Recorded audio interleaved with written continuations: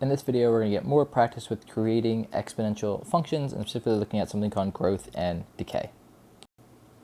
Alright, so remember from our last learning objective, we learned that when we're dealing with an exponential function, we're multiplying by the same number over and over again. If you multiply by things greater than 1, like 2 or 3, it causes numbers to get bigger, like 2 times 3 is 6. Alright, it's a bigger number. Alright, so when I'm multiplying by this bigger number over and over again, things are going to get bigger, so I call it exponential growth. When I multiply by numbers smaller than 1, like a half is smaller than 1, and 2 times a half is 1, I get smaller numbers out. Alright, so this is called exponential decay, because things are getting less and less and going towards 0. Alright, so when things are getting bigger, it's exponential growth. Things are getting smaller as exponential decay. Alright, so which one is each of these? Well, remember, when we're looking at an exponential function, the number by itself is our starting point, and the number with the exponent is what I'm multiplying by. So in this example, I'm multiplying by 1.1, and that number is bigger than 1, so this is exponential growth. Next example, I'm multiplying by 0.55 every single step. 0.55 is less than 1, so this is decay.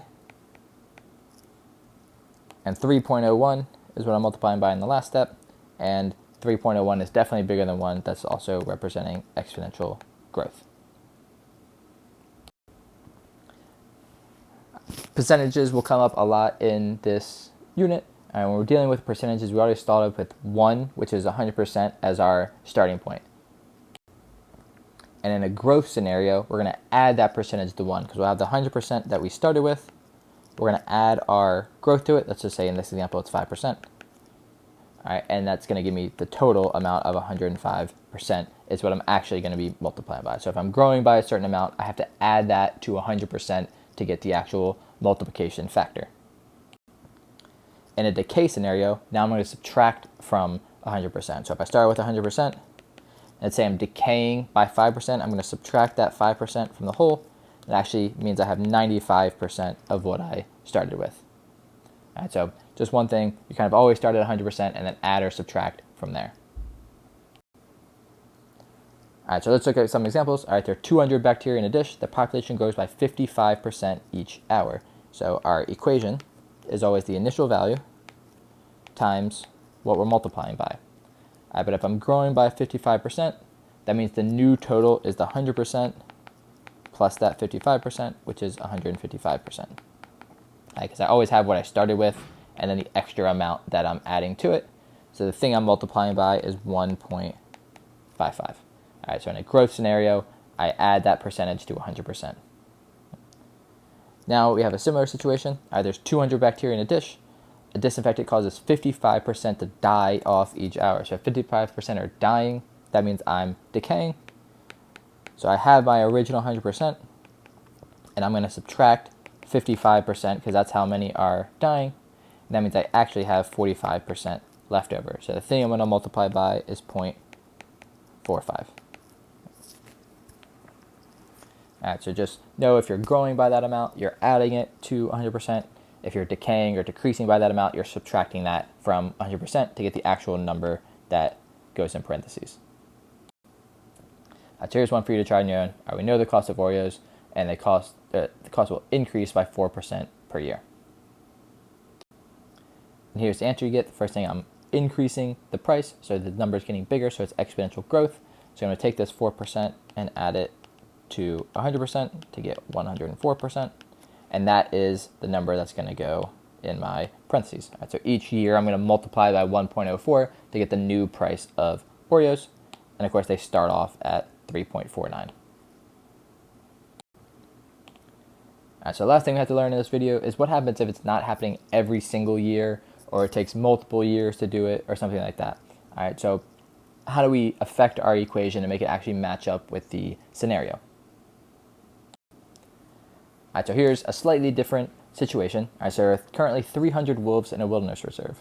The population is estimated to grow by 10% every 5 years. So it's not growing 10% every year, it's growing 10% every 5 years. So for a second, let's just pretend like this part wasn't there. All right, if that part wasn't there, our equation would be y equals 300 It's growing by 10%, so it's actually going to be 110%, which is 1.10 to the x. All right, so that would be the answer if it grew every single year. But now I want this to happen every 5 years instead of every single year. So when I plug in 5 years, this thing should happen once, all right, 10% extra. So what I'm going to do is take this exponent and divide it by 5. Because what happens now if I plug in 5? It's going to be 300, 1.10 to the 5 over 5, which simplifies to 300 times 1.10 to the first, which means after 5 years, I'm only multiplying by this 10% once, which is exactly what I want. So it turns out if I want something to take longer, which here I want it to take longer than a year, I want to take every 5 years, I'm going to divide in my exponent like that. All right, what about the opposite scenario? So instead of taking multiple years to happen, all right, in this example, it's doubling 3 times every day. So instead of taking multiple days to happen, this is happening 3 times every day. So it's happening a lot of times. So what is our equation going to look like? Well, first, again, let's just kind of ignore the 3 times every day part. All right, our equation is going to be y equals 200 is where I start. If I'm doubling, I multiply by 2. All right, so this would be if it just happened every single day. But now I want it to happen 3 times every day. So to happen more often, in our last example, to happen less often, we divided. So it makes sense to happen more often.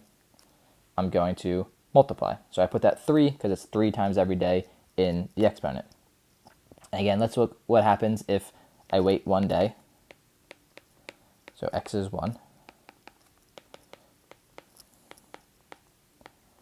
I get 200 times 2 cubed. So after 1 day, I have to multiply, double 3 times, and that's exactly what should happen. All right, so if I'm doing something multiple times per day, I'm going to multiply in the exponent. All right, so here's one for you to try on your own. I have this rare coin collection. All right, the value is going to grow, all right, 25% more every 20 years. All right, so go ahead and try to make your equation for this scenario. And here's the answer that you get. So let's go piece by piece. The first thing, our starting point. Right now, our collection is worth 10,000, so that's going to go at the start. 25% more, so this is exponential growth. So I'm going to add this to 100% to get 125%. That happens every 20 years. So it takes a long time for this increase in value to happen. So I'm going to divide in my exponent by that amount of time, 20 years. So now if I plug in 20, I'm actually only getting that one single increase instead of 20 increases. All right, so if you're happening, or if it's taking a long time to happen, you're going to divide in the exponent. If this instead said something like this, 20 times a year, that's when you would multiply in your exponent and have something like that. If this is taking a long time to happen, so I'm going to divide in the exponent. If it's something that's happening a lot of times, you're going to multiply in the exponent. All right, so for this learning objective, you're going to do a skill check. And 2 of the problems, you're just going to identify if it's growth or decay. So just remember, growth means your numbers are getting bigger. You're multiplying by a number bigger than 1. Decay means your numbers are getting smaller, multiplying by a number smaller than 1. And then 2 problems, you're going to have to create a function from a scenario like we did in those last few examples.